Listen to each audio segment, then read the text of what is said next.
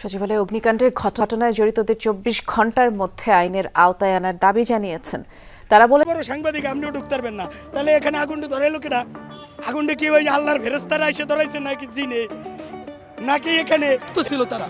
তো অন্তর্বর্তীকালীন সরকারের এটা বোঝা উচিত ছিল এই সচিবালয় বাংলাদেশের একটা গুরুত্বপূর্ণ জায়গা। দেশের সচিবালয়ের আগুনকে কেন্দ্র করে উত্তর সমগ্র বাংলাদেশ। এর মধ্যে অন্যতম চিত্রনাট্য অভিনেতা ফজলুর রহমান বাবু ইতিমধ্যে জানিয়েছেন, স্বাধীনতার ৫৩ বছর বয়সে এ ধরনের অরাজকতা আমি কখনোই দেখি নাই।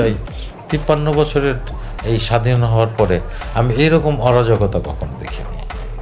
আমি দুঃখিত যে এই কথাটা গণঅভ্যুত্থানের মাধ্যমে দেশকে স্বাধীন বলা হলেও এই স্বাধীনতা দেশকে ধ্বংসের দিকে নিয়ে চলেছে। দেশের মধ্যমণি সচিবালয় পাকিস্তান হানাদার বাহিনীর মাধ্যমে এ ধরনের বর্বরতা ও নৃশংসতার পরিচয় মেলেনি।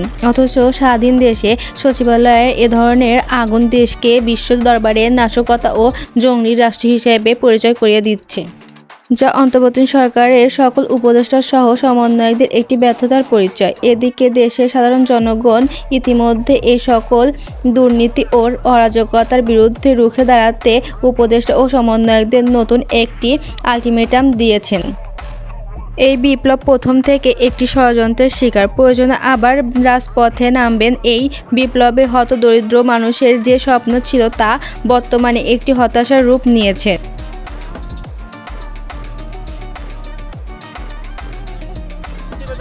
এখানে যে আমি যার দ্বারা পরিচালিত হয় সেখানে আগুন লাগছে, অথচ আমি একটা গার্মেন্টস সেক্টরে বা একটা সাধারণ জায়গায় আগুন লাগলে যে ব্যবহারটা করি সেই ব্যবহারটা যদি বাংলাদেশ সচিবালয়ের ক্ষেত্রেও করি তাহলে তো অবশ্যই। প্রিয় দর্শক, গণঅভ্যুত্থানের মাধ্যমে শেখ হাসিনাকে দেশ থেকে বিতাড়িত করার পর উপদেষ্টা সহ সমন্বয়কদের যে অনৈতিকতা দিন দিন বেড়ে চলেছে বলে মনে করছেন সাধারণ জনগণ।